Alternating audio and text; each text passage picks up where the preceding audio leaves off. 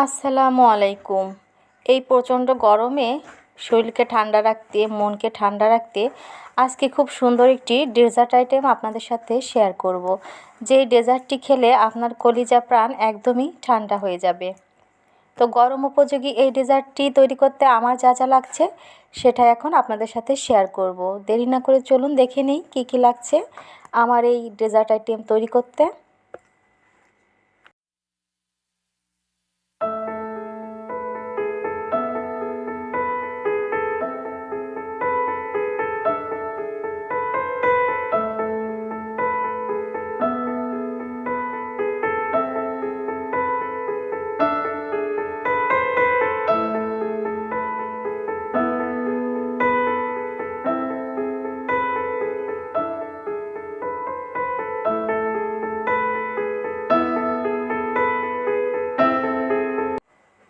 তো এখানে লাগছে আমার হচ্ছে কলা, তারপর নিয়েছি হচ্ছে আমি তরমুজ।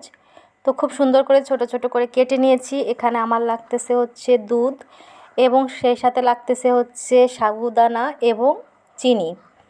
এই কয়টি উপাদানে হচ্ছে আমি এই ডেজার্টটি তৈরি করব। তো দেখে নিলেন কি কি উপাদান আমার এখানে লাগছে। তো যারা ভিডিওতে এখন একটা লাইক দেননি প্লিজ একটা লাইক দিয়ে দেবেন। যদি আমার ভিডিওটি আপনাদের কাছে ভালো লেগে থাকে প্লিজ আমার চ্যানেলটি সাবস্ক্রাইব করে আমার পাশে থাকবেন। এখানে আমি চিনি দিয়ে সাবুদানাটি হচ্ছে সুন্দর করে জাল করে ঠান্ডা করতে দিয়ে দিয়েছি, আর সেই সাথে হচ্ছে আমি দুধটাও জাল করে ঠান্ডা করতে দিয়ে দিব। তো এই কাজগুলো হচ্ছে আমি করে নিয়েছি, আর দেখতে পাচ্ছেন এখানে সাবুদানা কিন্তু ঠান্ডা হয়ে গিয়েছে। এখন হচ্ছে আমি ডেজার্টটি তৈরি করব। এখানে আমি নিয়ে নিয়েছি একটা মিক্সিং বোল, আর তারপর হচ্ছে জাল করে ঠান্ডা করে রাখা যে সাবুদানাটি সেই মিশ্রণটি হচ্ছে আমি এখানে ঢেলে নিব সর্বপ্রথমে।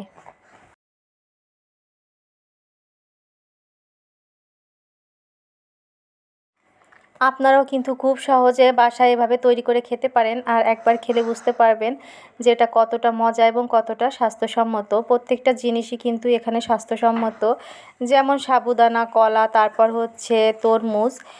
তো সব কিছুই স্বাস্থ্যসম্মত। সেই সাথে হচ্ছে দুধ, প্রত্যেকটা জিনিস হচ্ছে পুষ্টিগুণে সমৃদ্ধ ভরা। তো এরপর হচ্ছে আমি কিছু পরিমাণ তরমুজ আর কলাটা হচ্ছে এখানে অ্যাড করে দিলাম, আর তারপর হচ্ছে এখানে 1 কাপের মতো হচ্ছে দিয়ে দিলাম জাল করে ঠান্ডা করে রাখা দুধ, আর তারপর হচ্ছে একটুখানি মিশিয়ে দিব।